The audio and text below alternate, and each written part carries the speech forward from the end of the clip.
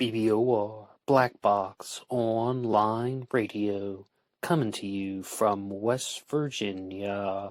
BlackBoxNed88 on Instagram for the bonus podcast.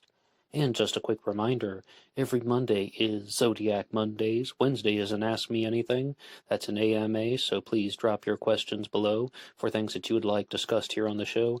And Friday is an Anything Goes. Any subject is fair game, mostly talking about true crime, serial killers, the Zodiac Killer, but any subject is welcome. All right, so please share some ideas in the comment section about what you would like to hear about on this channel, and let's get started. Okay, hello everybody. Today is Wednesday, time for the AMA, that's the Ask Me Anything. Welcome to the show. Today is the day when I respond to your questions and comments, we go through it together and have a discussion. This is more or less a part 2 to yesterday's AMA. I've been doing a book discussion on Zodiac Killer, Just the Facts, which has been assembled by Tom Voigt. It is a compilation of the police reports after the Zodiac Killer canonical crimes, and that discussion will be continuing on Friday. So yesterday I put out an AMA that was dedicated to the material from that book discussion as well as the other Zodiac questions, and I'm going to devote a large portion of this episode to some other topics. However, I do have a couple Zodiac things to get to very quickly. Drew Beeson shared a video with me from the YouTube channel Grim Life Collective. I've never heard of this channel before, but it seems like they're doing pretty well. And it was an expose on the Lake Herman Road crime scene. Lake Herman Road was, of course, the first confirmed Zodiac crime that took place on December 20th of 1968, where we saw the murders of David Faraday and Betty Lou Jensen. I highly recommend you watch this video one more time from Grim Life Collective. It's called The Zodiac Killer Lake Herman Site. And it's just nice to get in touch with the environment, the atmosphere, the surroundings that would have taken place at Lake Herman Road. And some people have left these things in the comment section, or these comments rather, saying that the gate that you look at in the photo is actually much farther up than it would have been in 1968. In 1968, that gate that you see in the photo would have been much closer to the telephone pole, and people have done this by looking at the crime scene photos from 1968 and comparing it to the present day. So that means that the parking lot at Lake Herman Road was a lot larger back then, and I think that supports the idea that Lake Herman Road was either a lover's lane, or that it was a place where people would buy drugs, or a place where teenagers would go maybe to smoke a little bit of marijuana or have a beer, because, as you see, it's a parking lot on the side of the road. It's a stopover point. I was so disappointed that there's no lake nearby. I mean, when I heard Lake Herman Road and I found out that that's what it is, but it's a parking lot in the middle of nowhere. What this guy did on Grim Life Collective was he tried to position that car that you're looking at in the photo at the site of where David Faraday's car should have been on the night of the Zodiac murders, and as you can see, very close by to the road, so it's probably not the best place for intimacy, but one of the reasons why David Faraday and Betty Lou Jensen could have been sitting in the car was not to have physical intimacy, but to have a conversation, or maybe David was asking Betty Lou to be his steady girlfriend. But if you look at the position of the of this car, the front of the car is facing the mountains as opposed to facing the road, so that would give you a little bit more intimacy. I want to move on from that, but thank you to everyone who has listened to the book discussion so far on Zodiac Killer, Just the Facts, and the next part of that, talking about the Lake Berryessa stabbing, will come out on Friday for the Anything Goes segment. And just a couple quick Zodiac points real fast. Because the Zodiac Killer suspect McDuff has been mentioned in the news a lot, I would like to just share some of the comments that I read off in yesterday's bonus AMA talking about the Zodiac Killer. McDuff is a suspect that was identified by Michael Morford after the Blue Rock Springs shooting on July 4th of 1969, which saw the murder of Darlene Ferrin. A call was made from a payphone, and Mike Morford located the payphone, of course, which is widely available. That's not like the big secret, But he looked at all of the houses in the surrounding area, and he found the Zodiac suspect, McDuff. And from that point, he began to learn more about McDuff's background. That is just, well, it's his middle name. I'm not even saying his full name on the air because Morph was, had the suggestion to take down his threads on this Zodiac suspect, McDuff. But anyway, some other people who have weighed in on the subject. Tom Voight says McDuff is a nothing burger with fries. Tyler Grover wrote in saying that if Michael Morford is so convinced that the Zodiac Killer was 5 feet 8 inches tall, why did he talk about Ross Sullivan so highly in the past when Ross Sullivan is 6'2"? Now, that's not exactly a comment about McDuff. That's more about the observations made by Morph, as well as we have a comment from Drew Beeson who says, McDuff is a McDud. That one's pretty good. But another thing that Drew shared that I said yesterday was that Morph better do something than just say McDuff had a code book in his possession. Countless Zodiac suspects have either had a code book in their possession or they had the knowledge and the ability to learn about coding, whether it's in the military or they were fascinated with symbology and they learned about symbols. I mean, numerous reasons. I mean, half of the suspects out there have had education in coding. And to say something that is in favor of McDuff being the Zodiac Killer, Richard Grinnell shared this with me on Facebook, and this is about the time frame involving the Blue Rock Springs shooting, because I actually asked the question, if this guy is so smart, being the Zodiac Killer, a person of above average intelligence, high IQ, and all that, why would he use the payphone in his own neighborhood? I mean, even when I was growing up in the 90s, payphones were everywhere because we didn't have cell phones, or, I mean, maybe Zach Morris did on Saved by the Bell, but certainly not the average Joe. So, payphones were everywhere. You could use any payphone. Why would you use the one in your own neighborhood that would connect you to anything to do with the Zodiac Killer crimes if you didn't have to? I mean, why don't you use the payphone like in someone else's neighborhood? And I got a very interesting response from Richard Grinnell when he said that perhaps it was because at the Blue Rock Springs shooting, there are 2 shots that were fired that suggested that the Zodiac Killer leaned over into the car, shooting Mike Mageau specifically, but of course Darlene Ferrin would have already been shot. The Zodiac leaned over to deliver 2 final shots to Mike Mageau. That most likely would have meant that he had blood transfer on his shirt. Blood spatter would have been on his shirt, maybe even on his pants. So he could have gone home, changed his clothes, and then gone to the nearest payphone to make the call. And that's how you would have a solid 40 minutes explained from the time of the shooting to the time that the call has been made. I mean, so that's a very insightful statement from Richard Grinnell. Okay, now, moving on to our next subject, but I would first like to remind you guys that this show is available for free downloads at LaunchPad 1, formerly known as LaunchPad DM, and there's a link to that in the description box. This channel relies on your support, and the best way to support the channel is just by listening to some more content. Free downloads are a great way of doing that. And you can also use YouTube Premium, although you do have to pay for that one if you want to download the videos. I have YouTube Premium. I use it all the time. You get the bonus features as well as special YouTube content. Take Black Box Online Radio on the go, anywhere and anyhow. And another way you can support the channel is by visiting the Teespring page. There's some merchandise there. Remember, being weird is not a crime. But going on to the next subject, we have a comment from Tammy Lincoln that came in on an episode about Maura Murray, and in fact it was called Maura Murray Butch Atwood Theory. Maura Murray disappeared February 9th, 2004 from Haverhill, New Hampshire, after allegedly crashing her car into a snowbank.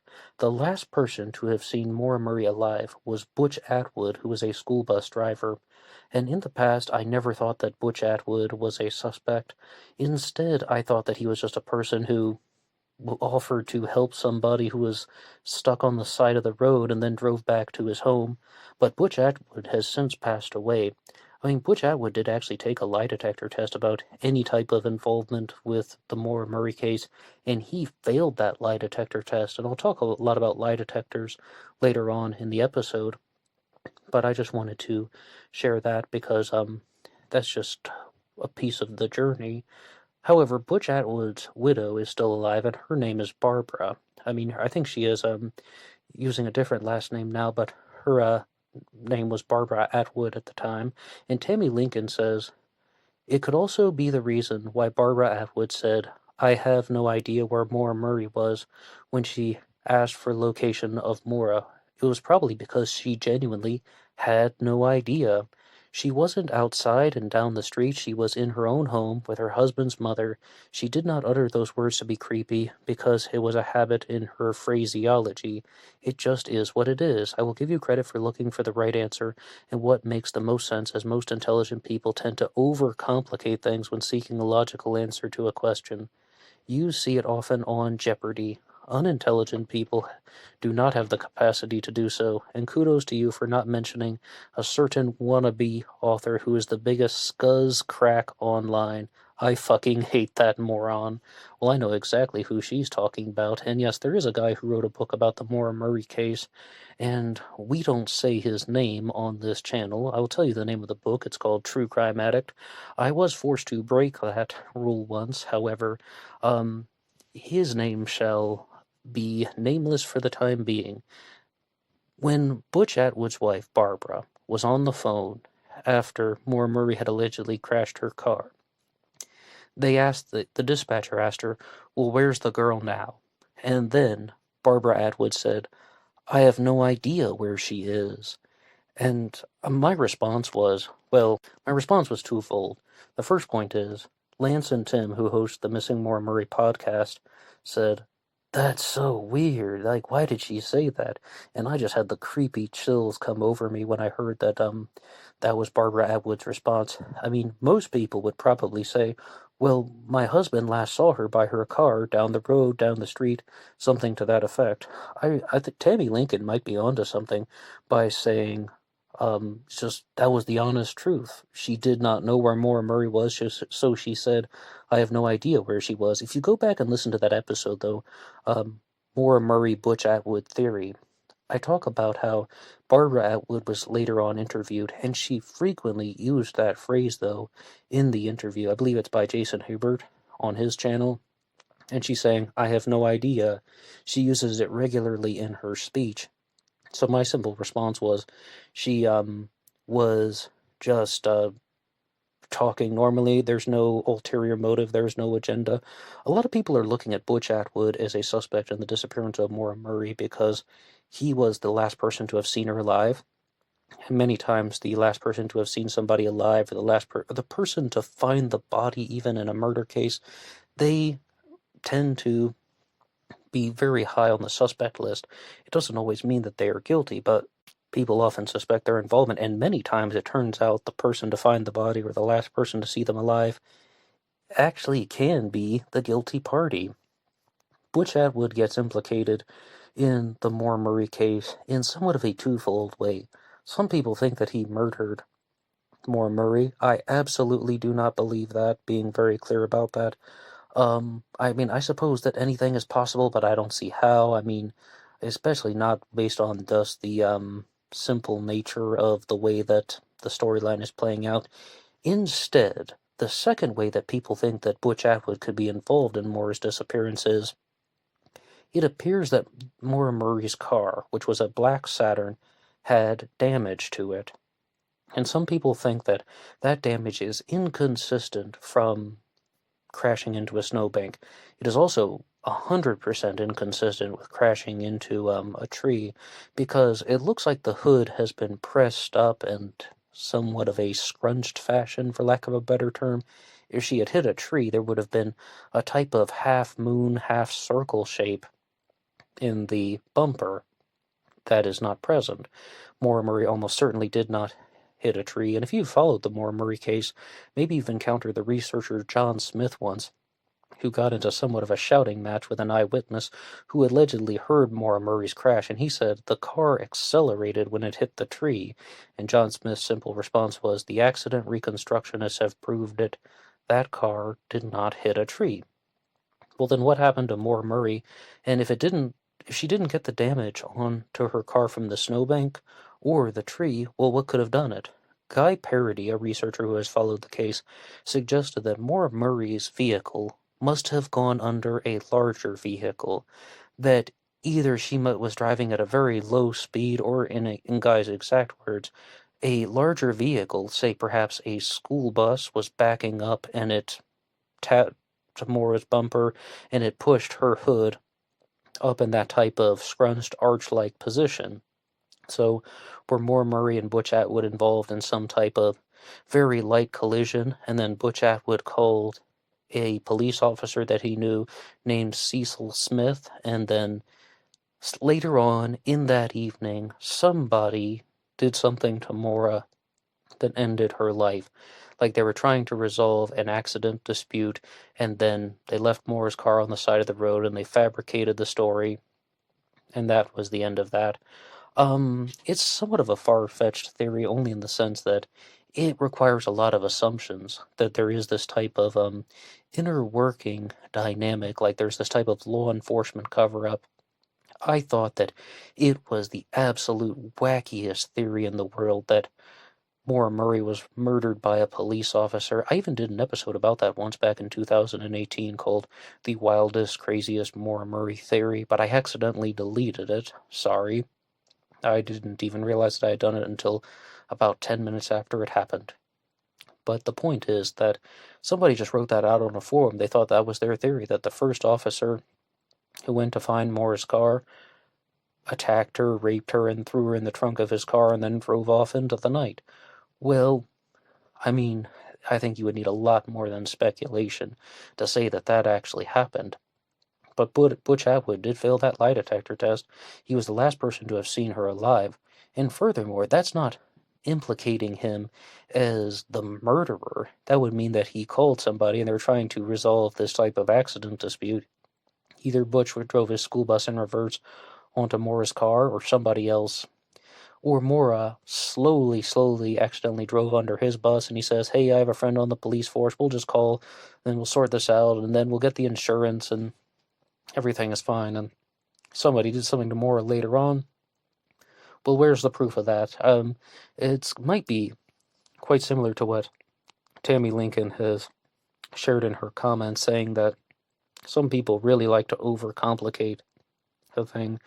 And what she says here is, what makes the most sense is most intelligent people tend to overcomplicate things when seeking a logical answer to the question. This really does happen in the true crime world.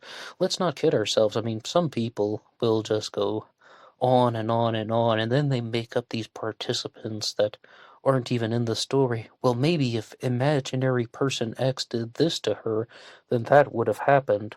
But there are numerous theories in the disappearance of Maura Murray, and I would like to talk about another one here.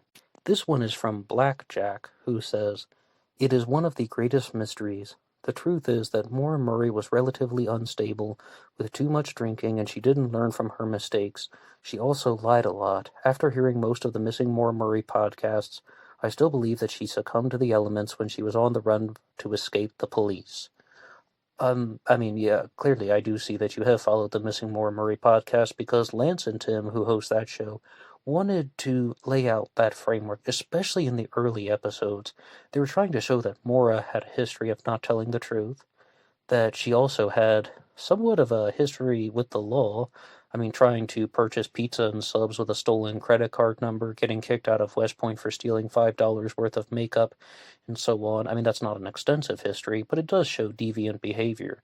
She had also gotten into an accident previously, and they were laying the frame that Maura was in somewhat of a fragile place mentally, and that after the car crashed into the snowbank, then she had simply just took off running because she may have been intoxicated, and she didn't want to get her in trouble again with the law. She didn't want to get another DUI, so she just tried to put as much distance between the car and herself as possible, planning to come back for it, of course, but something happened to Maura along the way. Maybe she succumbed to the elements because she had just given up. I mean, some people think that, many people think that. I thought that for a long time because I was heavily influenced by Lance and Tim. I first learned about the Maura Murray case from an episode of Brain Scratch on the Lord and Arts channel, and the host of that show, John Lorden, recommended Lance and Tim's podcast, The Missing Maura Murray Show, and then after listening to many episodes in that one, I learned about the show 107 Degrees, which is hosted by Ethan and Aaron. They explored the case in a different way, not so much looking at this that Maura is in this type of fractured mental state that she's trying to get into either the woods or to get away from the crash site because she doesn't want to get busted for drunk driving. Instead, they were suggesting that Maura Murray was first trying to solve the problem herself. She wanted to get to the nearest town to try and find somebody to assist the car. That's why she refused help from Butch Atwood, the school bus driver. But then, 100 feet later on from the car, she maybe accepted a ride from somebody. And I've talked about how that could have been a woman whom she would have felt more comfortable getting into the car with. Or also what they do say about people who are predators is that they're the type of person that you would enter a car with, even though they are not the safest person in the world. But they make you think that they are the safest person in the world. If that's the case, though, I mean, where's the proof of that? What I've always said about the Maura Murray case is the reason why I think it's so popular is because we know so much about Maura's life prior to Route 112, prior to the crash, and we know absolutely nothing that happened after Maura disappeared. And she really did vanish off the face of the earth. And if she did pass away in the woods, then skeletal remains, maybe finding her backpack, finding things like shoes, those could be discovered. If she were murdered by an opportunistic murderer, or just murdered by somebody who was involved with a situation that escalated, like somebody drove her to a location, some conflict ensued, and that led to Maura's death, that will be almost impossible to solve, and that situation will be much more difficult. But as far as Ethan and Aaron's assessment of this, they wanted to point out that Maura may not have been drinking at the time of the accident. They found a Diet Coke bottle under the car that had some type of red liquid previously in it that had been poured out into the snow. They actually suggested that that was a makeshift way of storing red antifreeze, and Maura was not known to drink Diet Coke. She actually was known to drink Cherry Coke. I mean, not that there's a law that says you have to drink only one kind, but as far as Maura's mental state, they wanted to point out that Maura did do things like this frequently, going off on her own at times, trying to just get away from people, taking the train into the city once and then not telling anybody about it. Another important point to remember is Maura Murray was a cross-country runner, and she may have been trying to run from the car to the nearest town. I mean, but Lance and Tim even pointed out that if someone is running at temperatures below 32 degrees or below zero if you're using Celsius, there's a higher chance of freezing to death. That could be one thing. Also, if she did anything about running on unfamiliar territory at night, then she may have tripped over something, and then that could have led to a broken leg, broken ankle, or even if she's just injured in some way and then she gets stuck out in the cold and freezes to death. Or a recent theory that somebody shared in the comment section here on this channel was that she may have actually tripped and fallen into a river. When people are in unfamiliar territory, the risk of drowning is always higher. And I've talked about this statistic before, whether it's the disappearance of Brandon Lawson or Maura Murray or any other time when someone disappears after a car accident or losing power to their battery or something. When people are in unfamiliar settings and their car breaks down, once they leave the vehicle, the risk of dying is so much higher. Like, I mean, the real answer is just stay with your vehicle. So I think it could be interpreted both ways. We had a comment that came in once on an episode, and someone was asking about Maura's car, about like why the car wouldn't start. And I don't know if I have the exact answer to that, but it may have been something as simple as the car was operational because her father, Fred Murray, was able to operate the vehicle once it had been moved to a garage. I mean, the car was towed, and it still had the rag in the tailpipe. I haven't talked about that one yet. The rag in the tailpipe came from Maura's emergency kit from the car, and I've had some disagreements with people in the comment section about this.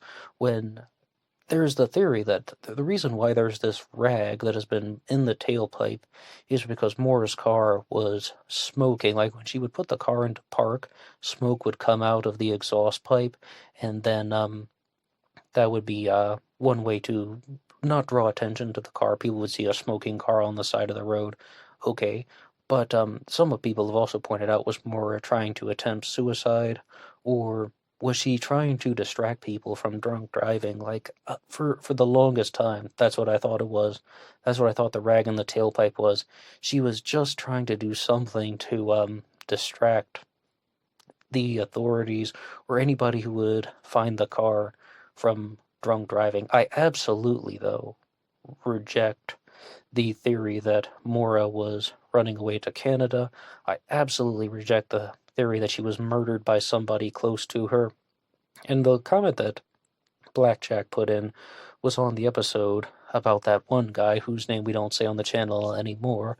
But somebody asked me a direct question about why don't you like He Who Must Not Be Named?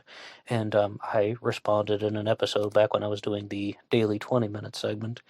So there's this theory out there that Maura got to a cabin somewhere in New Hampshire and that her parents started looking for her, or I mean, her family started looking for her, her boyfriend Billy, everyone was just looking for Maura Murray, and she's even making the news in the media, and they actually found her, and she was staying in a cabin just doing a college student getaway, impromptu.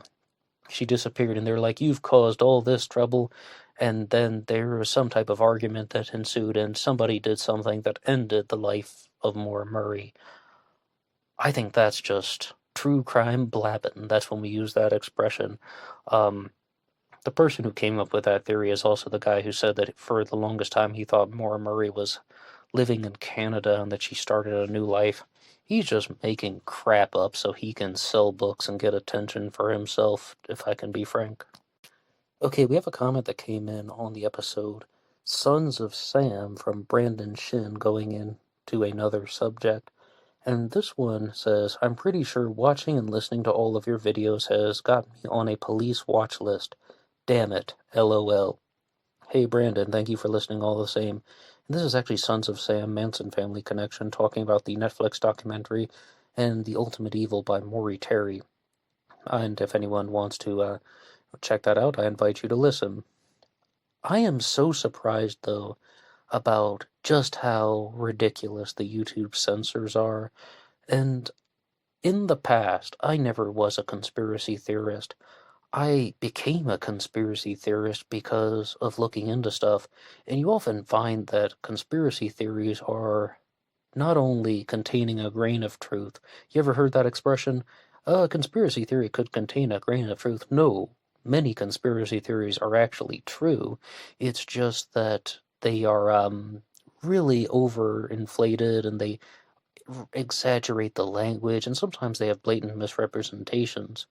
But the YouTube censors here are so strict that they're just deleting anything involving certain subjects, which I guess I probably shouldn't talk about so they don't take the episode down, especially when we were doing the JonBenet Ramsey episodes. A lot of comments were deleted, or on the Manson family, or when you talk about this type of nationwide underground cult movement, the shadow network of cult-like activity, or high-level politicians who could be involved with occult practices and certain types of illegal behaviors. Have you ever heard that rumor once that if you get elected to Congress, you have to witness a rape or a murder or something heinous and illegal so that now they have your involvement in something that now you've been implicated in a crime? That's an extreme, outrageous accusation. But one thing that is no longer an outrageous accusation is people were brought to Epstein's Island, Little St. James, in the Virgin Islands, and they were involved with weird sex acts, sometimes with minors, and now they have blackmail on the person. So that is something that may have been some far-out extreme conspiracy, but now it seems like it's mostly true. I mean, there's an enormous amount of corroborating evidence that Epstein is, I mean, kind of the centerpiece of the global elite sex nonsensical ring and such. Terrible, terrible person. I don't mean to make light of it, and I hope it didn't come across the wrong way. But as far as being on a police watch list, censorship is out of control. People are definitely observing things. And as I've noticed that so many comments get auto-deleted, especially some that are even benign, you have to wonder, are certain people afraid of things? Are certain people afraid of the truth getting out? Like when people start talking about the CIA connections to murders and like people were saying things about Dolly Day in the comment threads recently about how the CIA could be committing murders and then blaming it on the occult or blaming it on some other major political figure. But in short, they're just using this as either thrill kills or opportunistic ways of taking out political players, and as well as using the media coverage to distort these actions. I mean, whether it's the Zodiac killer, Charles Manson, David Berkowitz, the son of Sam slayings, using the media coverage to control how people think. Now, you guys know I follow the Stones Unturned podcast, which is hosted by Thomas Henry Horan, and he did an episode recently that talked about how, I guess it was more on the history of how the global elites function. And one thing was that they can gain power by trying to get us addicted to substances. And of course, that's going to include things like the opium trade and the global war on drugs, which is just a facade for supports the drug trade in one way and supports mass incarceration in another way, but even getting people addicted to things like alcohol, for example, and better yet, tea and coffee. You're putting poison in your body, and I mean, poison meaning heroin and alcohol. I wouldn't really call coffee and tea poison, but you're putting these types of poison in your body, you get addicted to it, and now you can't get out. But when it comes to the alcohol angle, it is something that I did notice, though, that years ago, I even wrote a short article about this once. I was watching CNN, something I don't do anymore, and every segment they did, whether it was the show, the commercials, there were like 15 different ways that they were showing alcohol. Everybody was drinking for like the solid hour. Like I said, the commercials, the show, the guests that are on the show. And I was like, wow, like this is just kind of weird. Why are they showing like this so consistently? Is this some type of product placement advertising? And it could very well be that it is just that, that when people are seeing lots of advertising for addictive substances, and that does include tea and coffee. Caffeine is a very addictive substance. It's not a poison, though, being clear about that. That is there something actually going on with that, that they're trying to get people hooked on these things because it's controlling. It's something that they can be in control of. A family member once recently asked me, why do we drink the morning coffee? And I was like, well, it gives you energy and helps you wake up. Yeah, but when did that start? For a long time, I bet people probably didn't need the morning coffee. And we only drink the morning coffee because we're now hooked on the caffeine. I was like, yeah, maybe that's true. Well, the answer is, it could have been centuries of product placement advertising trying to get people to buy tea, to buy coffee, as well as trying to get people hooked on stronger things, alcohol, tobacco, as well as maybe even hard drugs. Like the opium trade is very, very prevalent throughout British history. Maybe you remember the Opium Wars. And I read a book once, and I don't know if it's the most credible book in the world. It came from the Lyndon LaRouche movement, talking about how at one point 10% of Hong Kong was hooked on heroin. They didn't provide a source for that. I think I remember saying that here on BBOR, but I think you can get the idea. If you get people hooked on substances, then they're dependent upon them, and they're in this type of debilitated state which would be very easy for the global elites to control.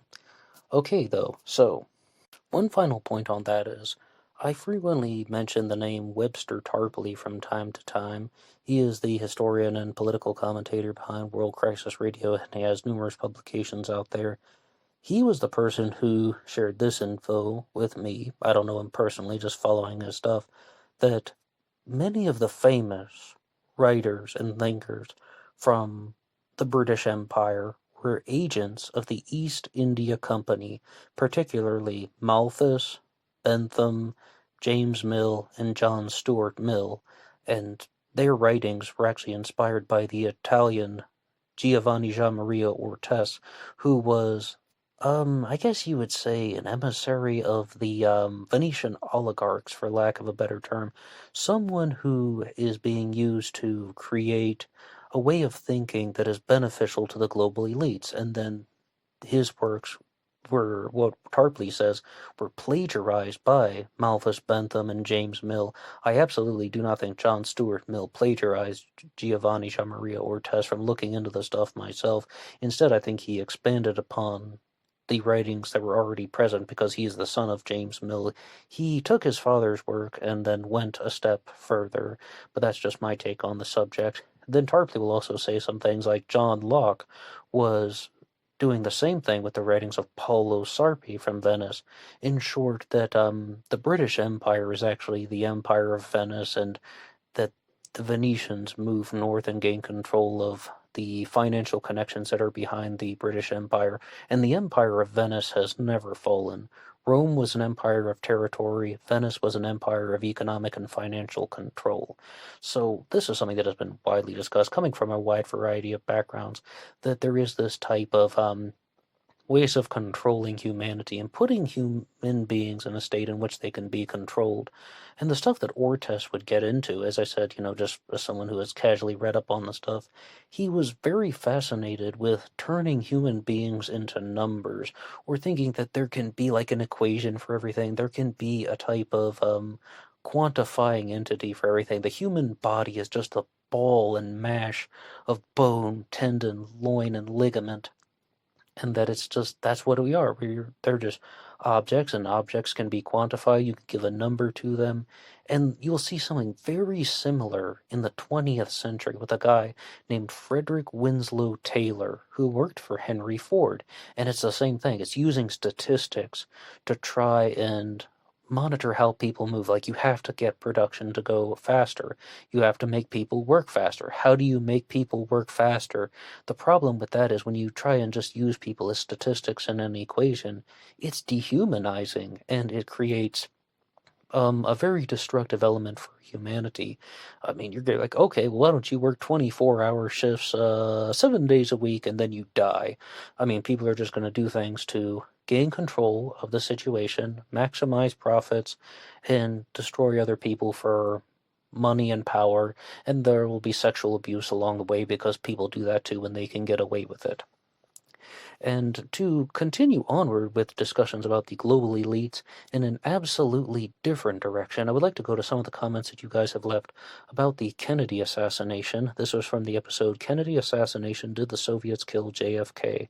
And if you could summarize that episode into one sentence, it would be that the single shooter and the JFK theories has not been debunked.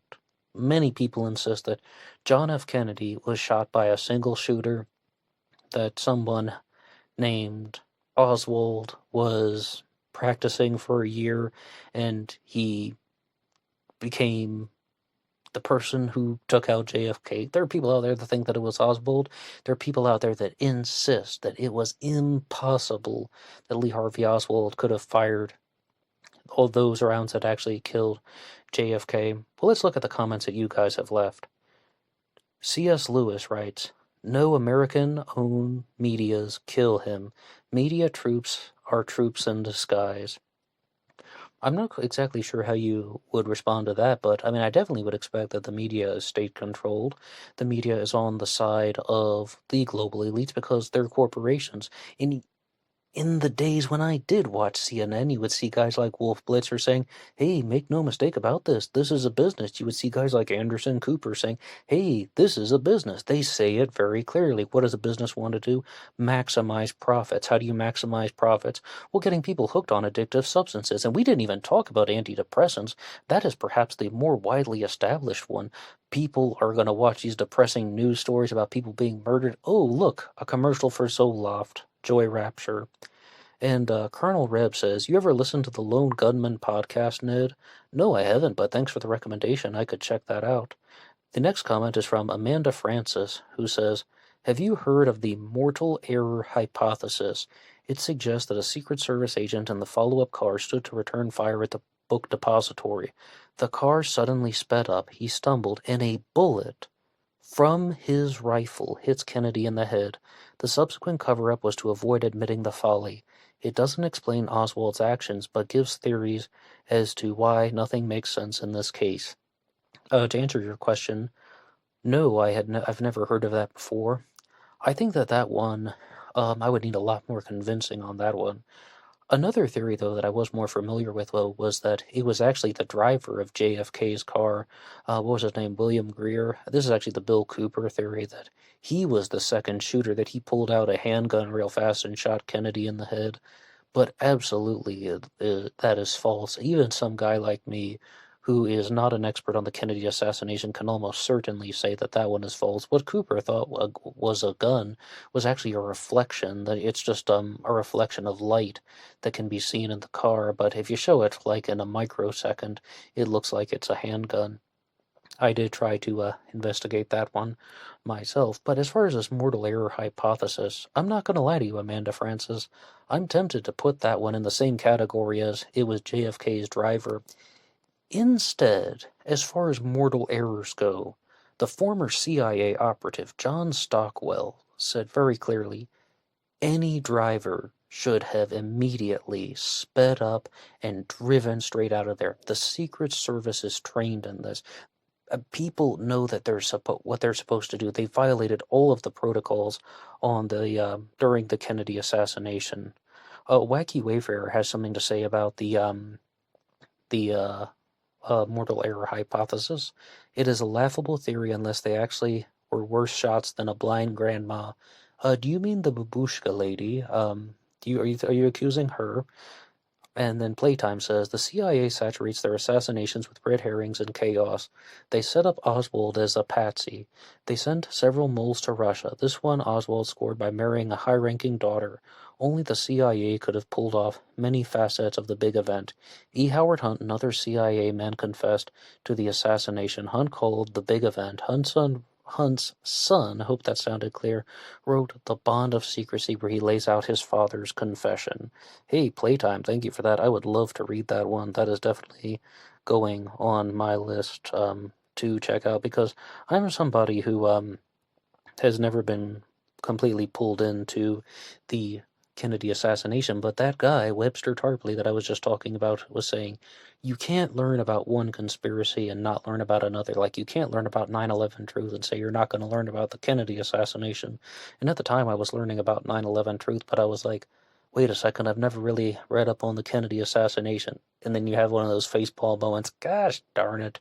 But when it comes to the Kennedy assassination, I've had somewhat of a window into it through the eyes of Bill Cooper, as I said, as well as Mae Brussell and John Stockwell as well. Planet X Filmworks writes, it was the CIA-FBI conjunction. A man who looks like George Sr. was in Dallas that day, although the pic is very low resolution. JFK was filmed by the JFK film by Stone breaks it down well.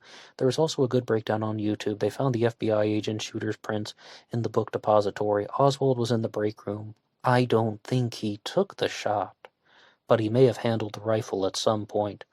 That would explain a lot of things. I mean, Planet X Filmworks, I mean, that really sounds like you could be connecting a lot of the dots.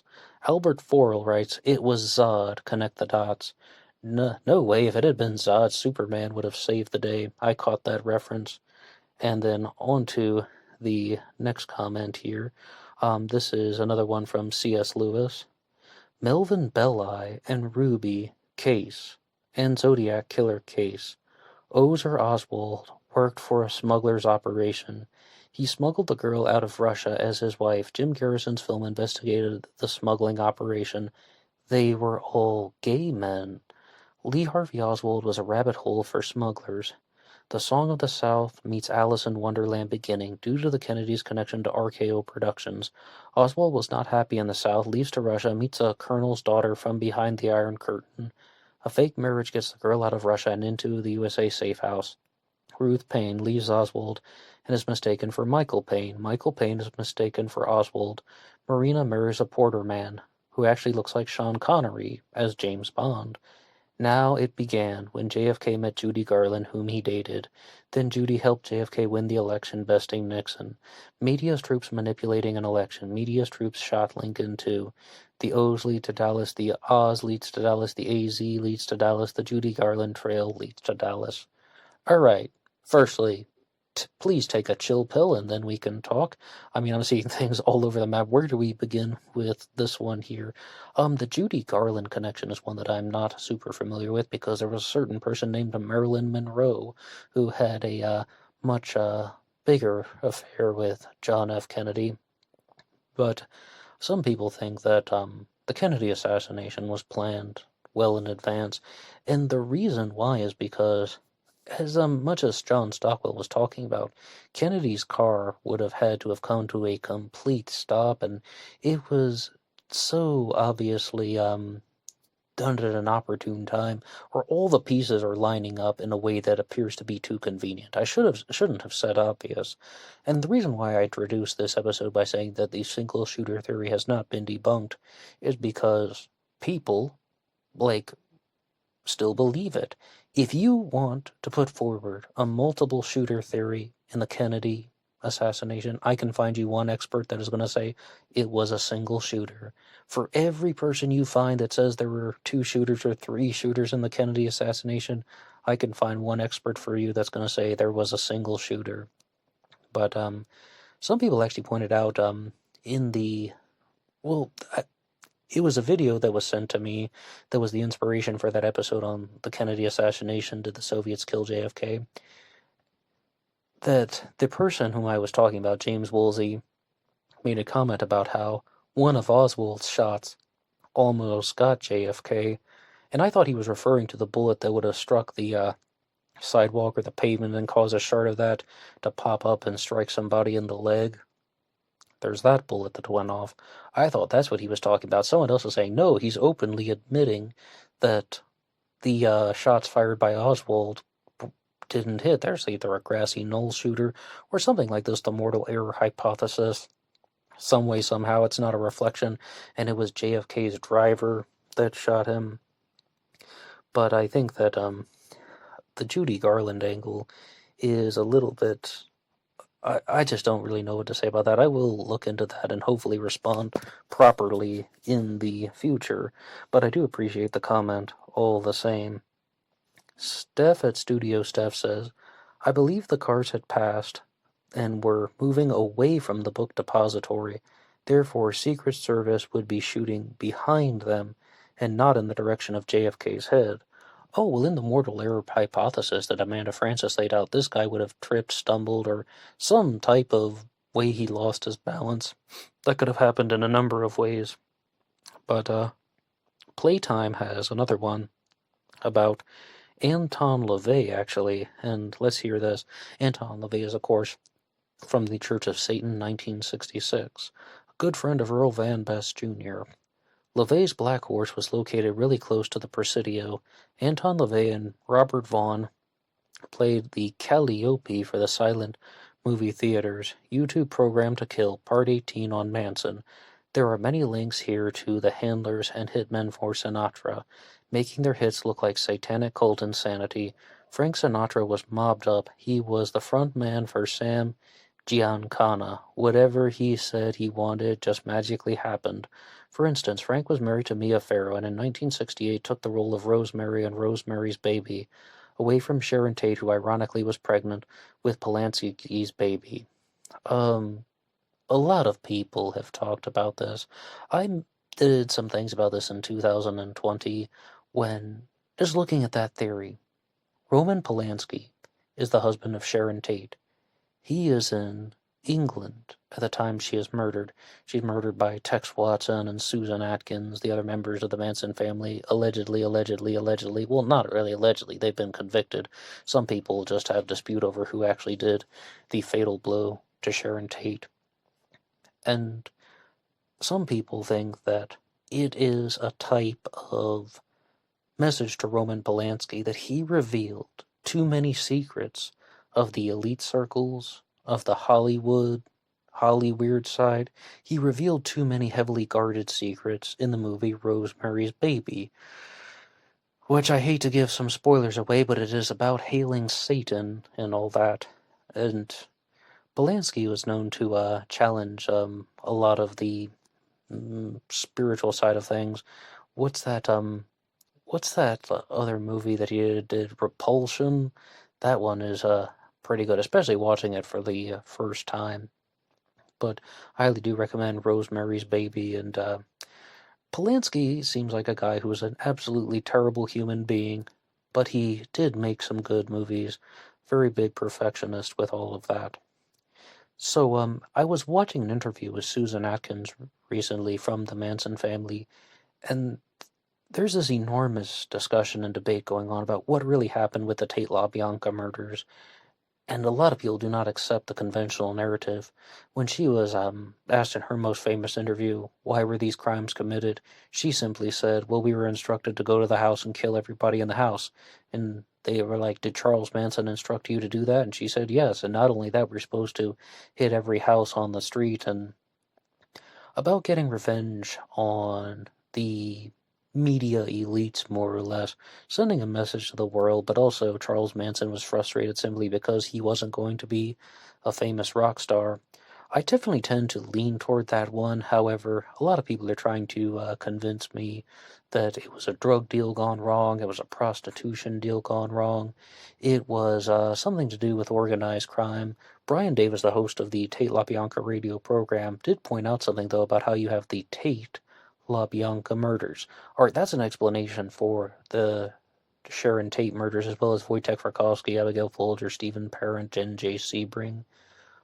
But with the LaBianca murders, then is it possible that Charles Manson actually was present outside of the house and was having a conversation with Linda Kasabian, who was another member of the Manson family, who was supposed to be the quote-unquote lookout for the Sharon Tate murders, and then Linda Kasabian says that she wants to buy drugs, and then they're like, well, that person that we know isn't around here anymore. The person that you're thinking about isn't around anymore. And they actually go to that person's house and they see he doesn't live here anymore. Oh, wait, there's someone new in the house who has a boat in the driveway.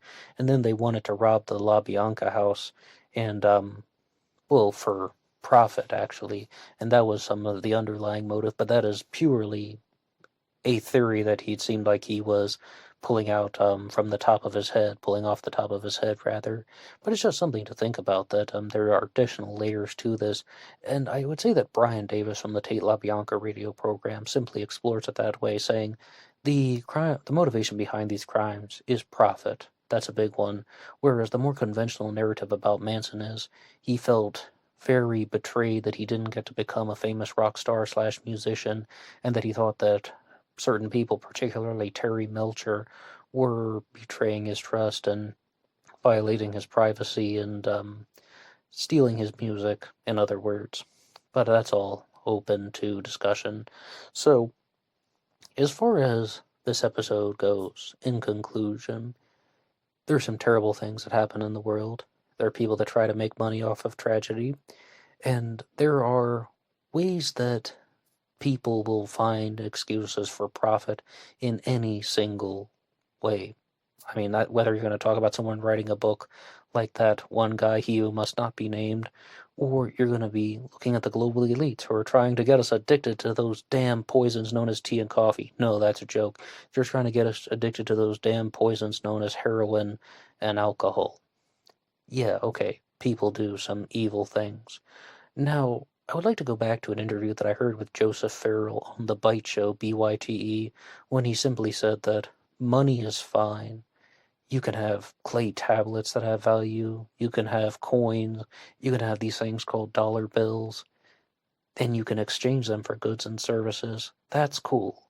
But once it crosses international borders and you decide, how are you going to exchange this money at what rate? That is where the evil gets founded. Money is not the root of all evil. No, absolutely not. It's that who gets to oversee the interactions between these currencies and finding out where the world's reserve currency is going to be. Who gets to be that deciding figure, and that whoever controls that financial connection is going to have more power, and that becomes the foundation of what we know as the New World Order, and the mechanism that allows oligarchy to propagate. So, yeah, they're going to do things like get us addicted to tea and coffee. I'm going to go drink some tea right now. I love this stuff. I do it all evening long. Count your blessings, fight the good fight, and some battles are better left until tomorrow. If I want to fight the New World Order, I'll give up tea and coffee and only buy Patriot coffee and tea from InfoWars. That was another joke. Anyway, I hope you guys all stay safe, and thank you for listening to this episode. If you've made it until the end, one more time, you can download it for free at LaunchPad 1. Anybody can rate the show at BlackBoxOnlineRadio at AOL.com. There's also a Facebook page for the show, same name, Black Box Online Radio. And you can get me on the DMs on Instagram, BlackBoxNid88. My personal Facebook is also in the description box here. And you can share your stuff in the comments section. Maybe your comment will end up on one of these AMAs. So, see you on Instagram for the bonus podcast. Until next time.